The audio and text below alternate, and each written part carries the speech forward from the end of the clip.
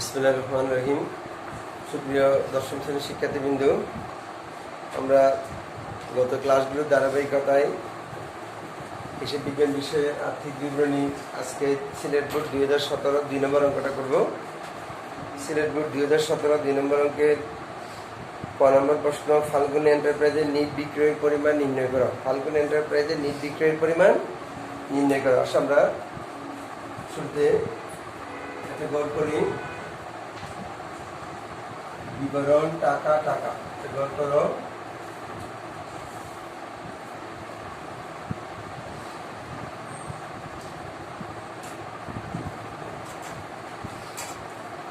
লেখো ফাল্গুনী এন্টারপ্রাইজের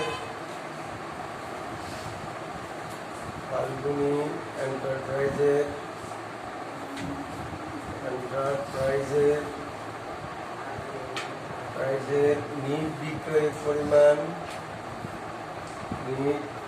বিক্রয়ের পরিমাণ নির্ণয়। ফাল্গুনী এন্টারপ্রাইজের নিট বিক্রয়ের পরিমাণ নির্ণয়। এখানে লেখো বিবরণ টাকা টাকা টাকা। প্রথমে আমি থেকে বিক্রয় লেখো। বিক্রয় বিক্রয় আছে 1,10,000 টাকা। 1,10,000 টাকা লেখো। সমন্বয় একটা লেখা আছে, বাকিতে পণ্য বিক্রয় 10,000 টাকা হিসেবভুক্ত হয়নি। এটা যোগ অলিখিত বিক্রয়। যোগ অলিখিত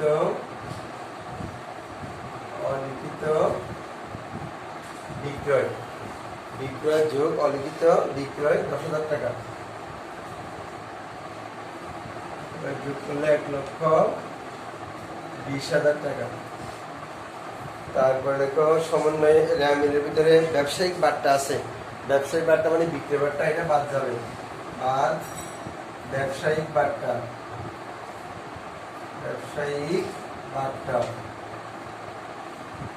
ব্যবসায়িক বার্তাটা দেখো রেয়ামিলে দুই দিকে আছে, একটা ডেবিটে একটা ক্রেডিটে। আমরা জানি বিক্রয় ক্রেডিট, বিক্রয় বার্তা ডেবিট। ডেবিটটা হচ্ছে 3,000 টাকা। তাহলে 3,000 টাকা বাদ দাও, তাহলে বাইরে যাবে তোমার 1,17,000 টাকা। এটা ডাবল ডাবল বন্ধ করে দাও। এটার নাম হচ্ছে নিট বিক্রয়। নিট বিক্রয় 1,17,000 টাকা। উত্তর, নিট বিক্রয়ের পরিমাণ 1,17,000 টাকা। নিট বিক্রয়ের পরিমাণ 1,17,000 টাকা। তাহলে আমাদের ক নম্বর প্রশ্নের আনসারটা আমরা করে ফেললাম। তাহলে আবার একটু দেখো, আমি রিপিট করতেছি। প্রথম আমরা নিট বিক্রয়ের পরিমাণ বের করার জন্য প্রথমে আমি থেকে বিক্রয় লিখবো 1,10,000 টাকা যোগ অলিখিত বিক্রয়। এটা সমন্বয়ে দেওয়া আছে, সমন্বয় প্রশ্নে দেওয়া আছে, বাকিতে পণ্য বিক্রয় 10,000 টাকা হিসেবভুক্ত হয়নি। আমরা জানি বিক্রয়ের সাথে অলিখিত বিক্রয় কি হয়, যোগ হয়। এটা যোগ করতে হবে। যোগ অলিখিত বিক্রয় 10,000 টাকা যোগ করতে হবে 1,20,000। সেখান থেকে বাদ ব্যবসায়িক বার্তা। ব্যবসায়িক বার্তা মানে কারবারি বার্তা। এখন এটা ডেবিটেরটা হচ্ছে বিক্রয় বার্তা, আর ক্রেডিটটা হচ্ছে ক্রয় বার্তা। ডেবিটেরটা 3,000 টাকা বাদ দিব, বাদ দিলে বাইরে যাবে আমার 1,17,000। এটা হচ্ছে নিট বিক্রয়। নিট বিক্রয়ের পরিমাণ 1,17,000। এবার আসো আমরা খ নম্বর অঙ্কটা করি। খ নম্বর বলছে উল্লিখিত মোট লাভ অন্তর্ভুক্ত করে ফাল্গুনী এন্টারপ্রাইজের বিশ্বদায় বিবরণী প্রস্তুত করো। মোট লাভ প্রশ্নের শুরুতে দেওয়া আছে ফাল্গুনী এন্টারপ্রাইজের 2015 সালে মোট লাভের পরিমাণ 48,000 টাকা। 31 ডিসেম্বর 2015 তারিখে উক্ত প্রতিষ্ঠান রেয়ামিলে অন্যান্য তথ্য নিম্নরূপ। তাহলে মোট লাভটা দিয়ে দিচ্ছে, আমরা মোট লাভটা ধরে এবার একটা বিশ্বদায় বিবরণী গড় করো। কারণ আমরা নিট লাভ এটা বের করতে পারবো। একটা বিশ্বদায় বিবরণী গড় করো। উপরে দেখো ফাল্গুনী এন্টারপ্রাইজ, এখন ফর্ম বার করতেছি। দেখো ফাল্গুনী এন্টারপ্রাইজ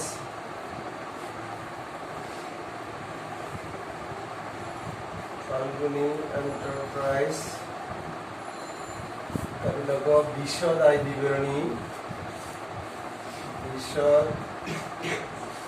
আয় বিবরণী 2015 সালের 31 ডিসেম্বর তারিখে সমাপ্ত বছরের জন্য 2015 সালের 31শে ডিসেম্বর তারিখে সমাপ্ত বছরের জন্য। তাহলে আমরা একটা গড় করি। টাকার গড় 3টা হবে। প্রথমটা হবে বিবরণ, টাকা, আরেকটা টাকা। 3টে টাকার গড় করলাম। বিবরণ, টাকা, এখানে টাকা। আচ্ছা, প্রথমে মোট লাভ, যেটা প্রশ্নের প্রদত্ত 48,000 টাকা লেখো। মোট লাভ ব্র্যাকেটে লেখো প্রশ্নে প্রদত্ত 48,000 টাকা। এবারে থার্ড কলামে চলে যাবে। এটা মোট লাভ 48,000 টাকা।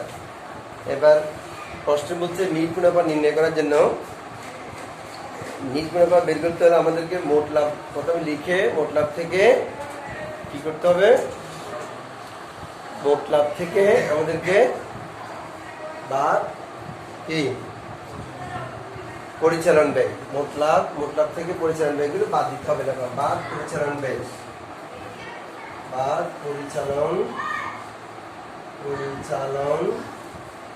ব্যয়। এবার পরিচালন ব্যয়গুলো কি কি আছে এক একটা আইটেম আমাদেরকে এখানে আনতে হবে। এখানে আমি দেখো ব্যাংক জমাতিরিক্ত সিরিয়ালি দেখো, ব্যাংক জমাতিরিক্ত দেনাদারে পাওনাদার, পণ্য ক্রয় বিক্রয়, ব্যবসায়িক বাট্টা, হাতে নগদ, উত্তোলন মূলধন, 10% বিনিয়োগ, স্থায়ী সম্পদ, অনাদায়ী পাওনা। এটা পরিচালন ব্যয়। আমরা জানি অনাদায়ী পাওনার সঞ্চিতি, উত্তোলনের সুদ, প্রারম্ভিক মজুত পণ্য, বিক্রয় পরিবহন, প্রদেয় বিল। তাহলে প্রথমে বিক্রয় পরিবহনটা লেখো, তারপর অনাদায়ী পাওনাটা করবো। প্রথমে লেখো বিক্রয় পরিবহন।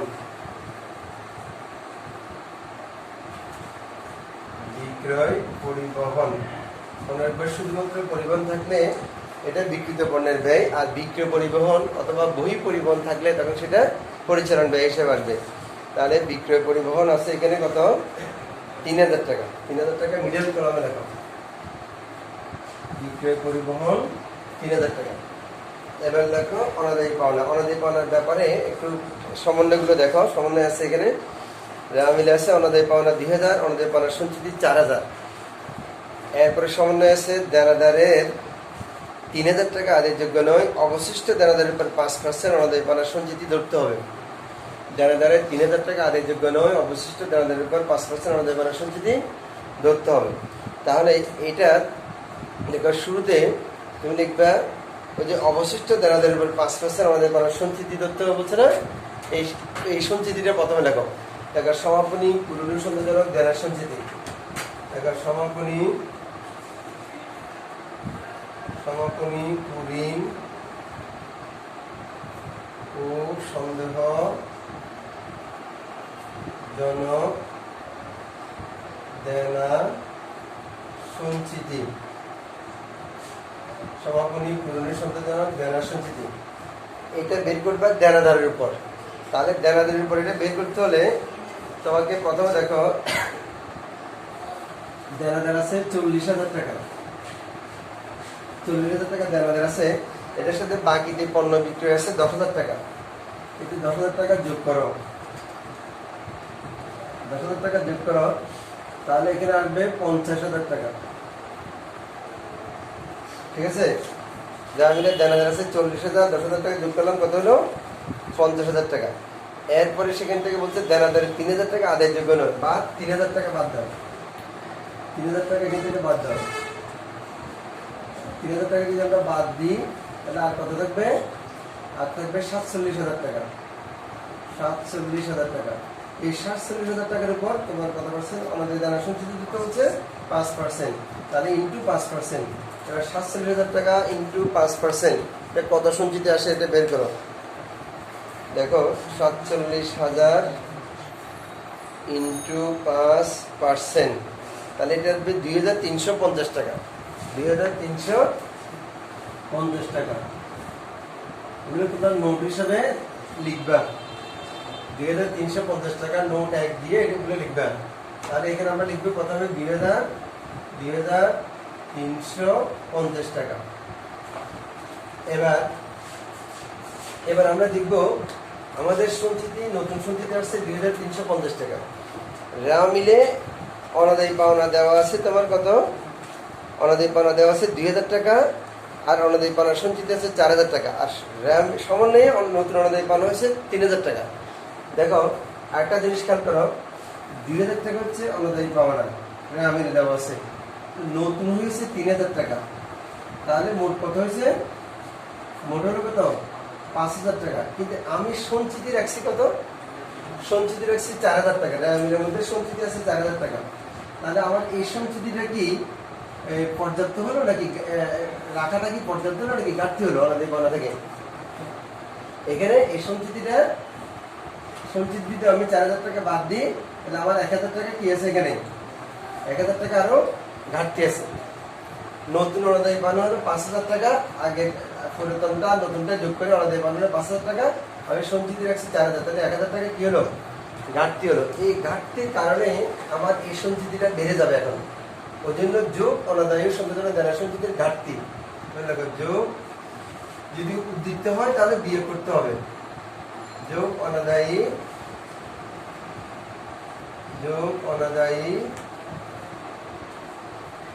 ও সন্দেহজনক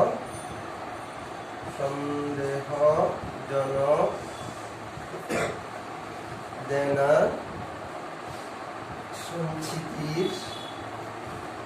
সঞ্চিতির ঘাটতি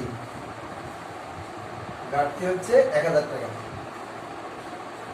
তাহলে 1,000 টাকা যোগ করলে বাইরে যাবে 3,350 টাকা। 3,350 টাকা। তাহলে এই জিনিসটা একটু খেয়াল করো। এখানে প্রথমে 2,000 টাকা র্যামিলে অনাদায়ী পাওনা আছে, সমন্বয়ে নতুন অনাদায়ী পাওনা আছে আরো 3,000, তাহলে 3 দিয়ে কত না 5,000, আর আমি সঞ্চিতি রেখেছি 4,000। তাহলে আমার এখন আমি রেখেছি 4,000 আর এখানে অনাদায়ী পাওনা হয়ে গেছে 5,000, তাহলে 1,000 টাকা আরো ঘাটতি আছে। এই 1,000 টাকা ঘাটতি এটা নতুন অনাদায়ী পাওনা সঞ্চিতিকে বৃদ্ধি করবে। এই ঘাটতিটা বৃদ্ধি করবে। যদি উদ্দীপ্ত হতো, এখানে যদি 6,000 টাকা থাকতো, তাহলে আমার 1,000 টাকা উদ্দীপ্ত হতো। তাহলে উদ্দীপ্তটা এখানে আমি কি করতাম? বিয়োগ করে দিতাম। এটা উদ্দীপ্তটা সঞ্চিতিকে হ্রাস করবে। এখন বাইরে 3,350 টাকা গেল। তাহলে দেখো পরিচালন ব্যয়ের মধ্যে আর কিছু নেই। এবার আমরা এগুলো যোগ করবো। তাহলে 3,000 আর 3,350 এগুলো যোগ করলে 6,350 টাকা। তাহলে এটা কি হবে? পরিচালন ব্যয় বাদ দাও। তাহলে 48,000 থেকে 6,350 টাকা মাইনাস করো। দেখো 48,000 মাইনাস 6,350 মাইনাস করলে আসবে 41,650। 41,650। 41,650। এবার এইটার নাম হচ্ছে পরিচালন মুনাফা। পরিচালন মুনাফা। এগুলো এটা নোট 1, এটা হচ্ছে নোট 2। এগুলো করে দিলে ভালো। এগুলো যদি একটু দেখা দিতে পারো রাতের মধ্যে, তাহলে তোমার সুবিধা, ওগুলো বুঝতে সুবিধা হয়। পরিচালন মুনাফা। এবার পরিচালন মুনাফার সাথে যোগ অন্যান্য আয়। যোগ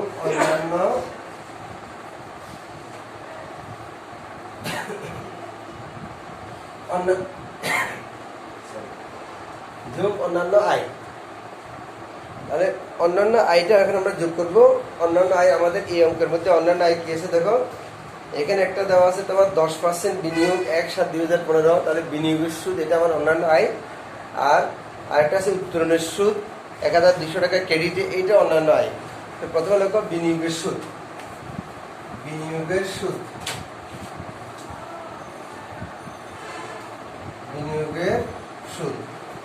বিনিয়োগের সুদটা দেখো, রেওয়া মিলে আছে বিনিয়োগ 30,000 টাকা, 30,000 টাকা হচ্ছে যে বিনিয়োগ।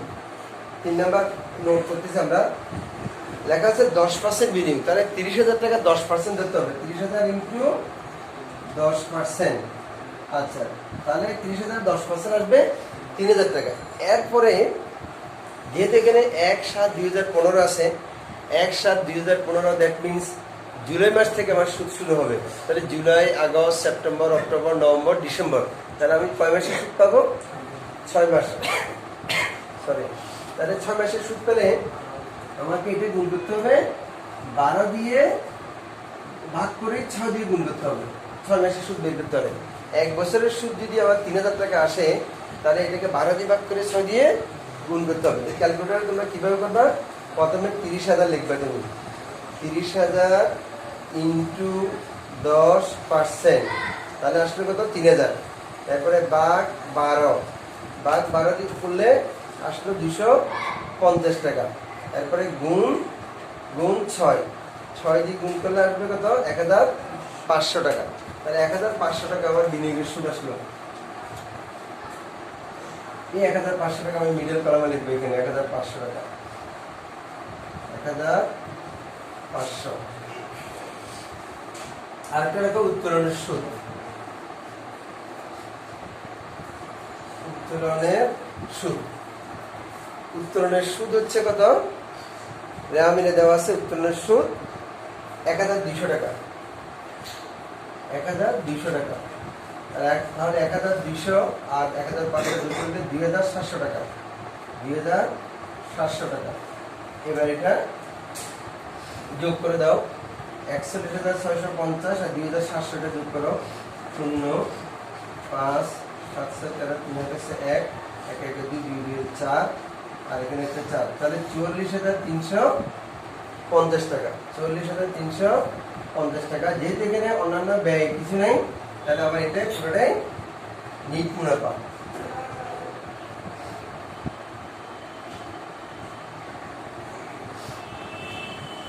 নিট মুনাফা 44,350 টাকা।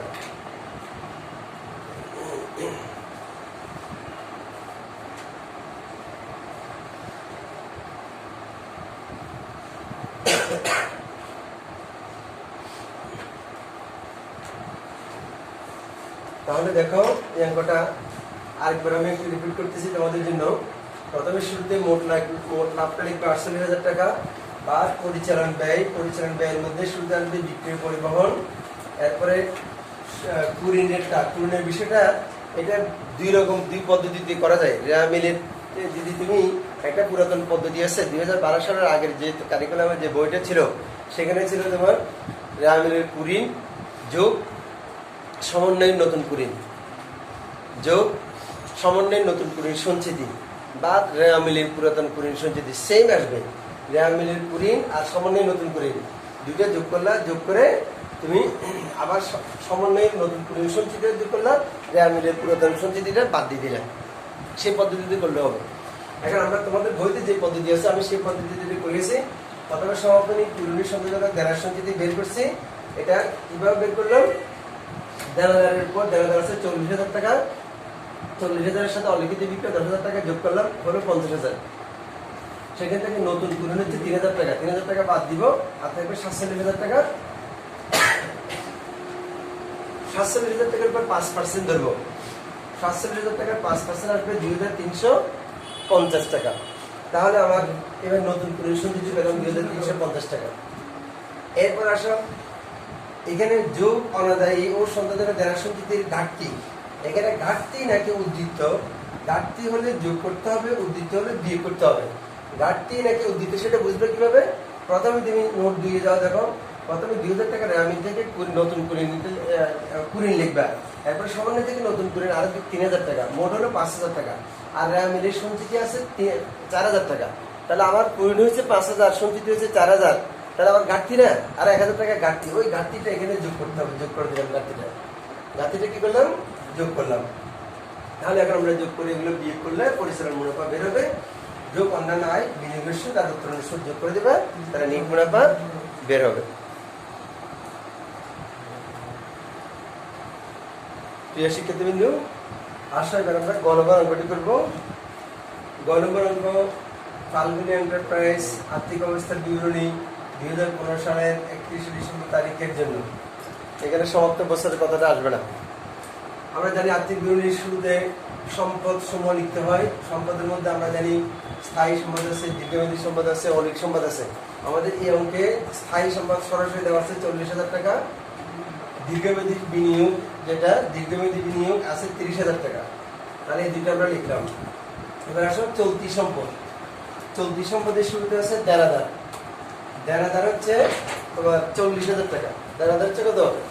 40,000 টাকা যোগ অলিখিত বিক্রয় 10,000 টাকা। দেনাদারের সাথে অলিখিত বিক্রয় 10,000 টাকা যোগ করো, যোগ অলিখিত বিক্রয় 10,000 টাকা।